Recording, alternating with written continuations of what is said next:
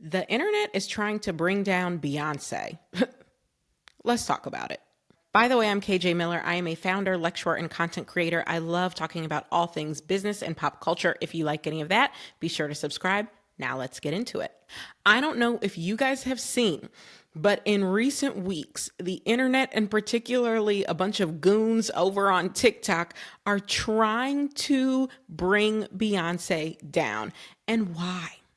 Why are they trying to bring Beyonce down? Because they have gotten it in their little brains that she is connected to the many, many crimes that Sean P. Diddy Combs has committed. Now, why do they think that they are connected? I'll tell you why. Because there's something like 2 or 3 photos floating around of the two of them together at his parties. Now, y'all, name anybody who was famous in the 99s and the 2000s, and I can pretty much guarantee you can find a picture of them with Diddy at one of his parties. This man threw extremely lavish parties, extremely popular parties, parties that everybody wanted to be invited to, and parties that, when invited, people went to. He was known for this. This was a huge part of his brand. And as a celebrity, being invited to one of his parties was considered an honor, which is why everybody went to his parties. Just think of somebody famous from the 99s and the 2000s.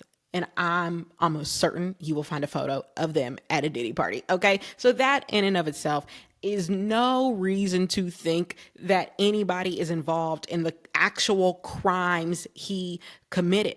Now, do I think some of the people who went to those parties were involved in the crimes? Yes, I do. Okay. But if we all were held to the standard of anybody who you've ever hung out with, even tangentially at a party, you are guilty by association, I think none of us want to be held to that standard. None of us want to be held to that standard. Some of the college parties I went to, I don't know what people were doing in there. Okay.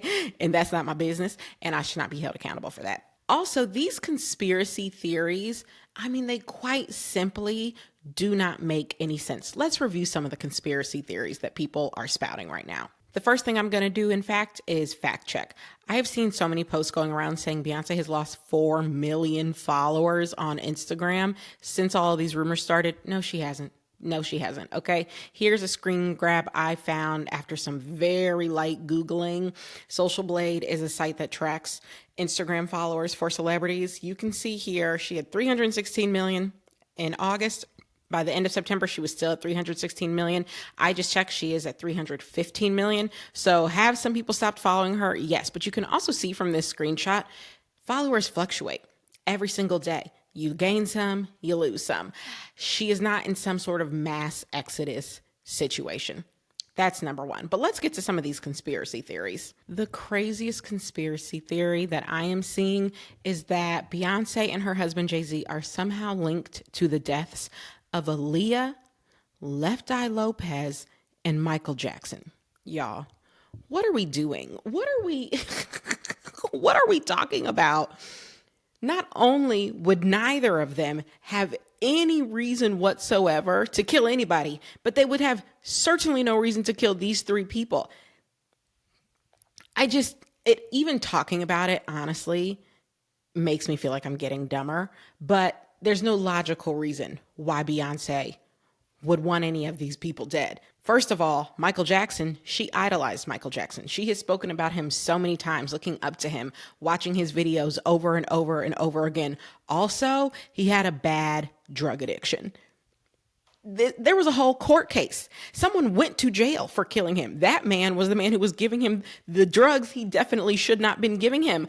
What are we talking about? Then as it relates to Aaliyah saying Beyonce wanted her dead so that she could be more famous. First of all, their music honestly was not even that similar. Second of all, Beyonce was already doing extremely well at the time of Aaliyah's death. She was not being blocked by anybody in the industry. She was very much on the rise. So that makes no sense. And Left Eye, come on. What are we talking about? Honestly, you have to know when you're saying these things and you're looking at these TikToks and you're liking and engaging, you have to know how insane that sounds. It sounds absolutely insane. Okay. It's like I don't even want to give it airtime, but because I know Beyonce is not going to shut down any of these fools because she's way too good for that, I'm going to do it. I'll do it. Okay. Because y'all are out here being insane. Okay. The next conspiracy theory that I've seen is that people think you have to thank Beyonce. You have to publicly thank her, publicly cheer her on because she's the leader of some sort of cult. And if you don't, your career might fall off. And people are actually commenting this in Beyonce's comments. There's so many. I went to one of her recent posts. It's just people being like, oh, I'm scared. If I don't say thank you, Beyonce's going to get me. Thank you, Beyonce. Please know I'm saying thank you. I should have thanked Beyonce that one time I graduated.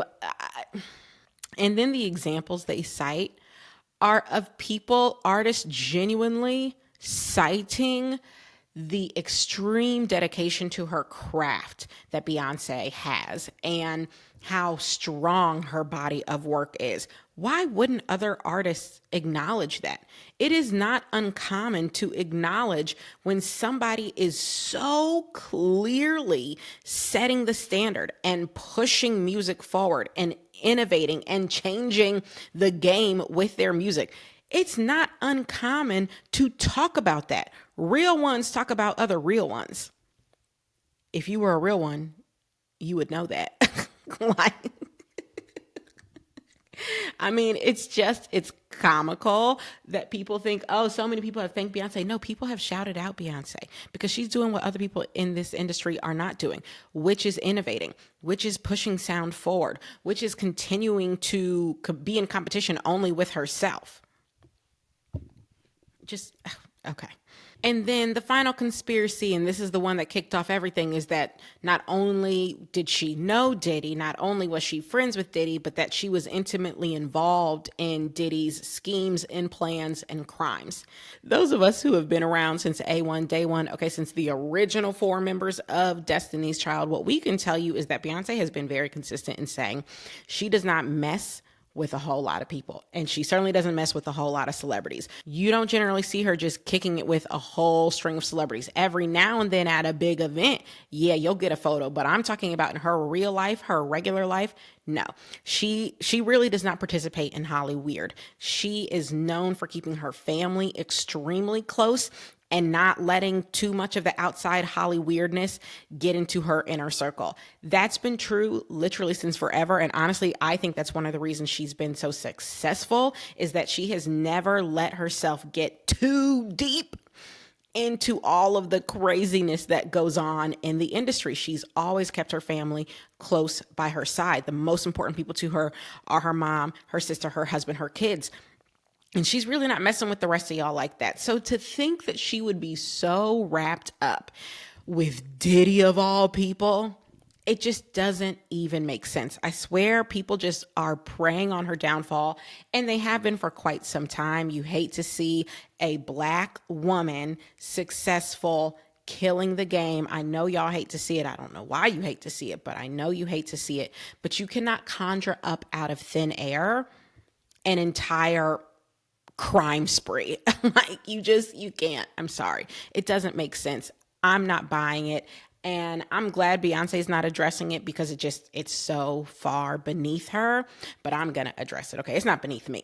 I have time to address the nonsense about my fave, which is what I will always do. I will defend her. I'll go down defending. Okay. I will go down defending Beyonce, because I love her. Because she's done so much for music. She's done so much for art. She's done so much for the Black community. And y'all will never make me hate her. Okay? That's it. So if you like this sort of content, please be sure to subscribe, and I'll see you next time.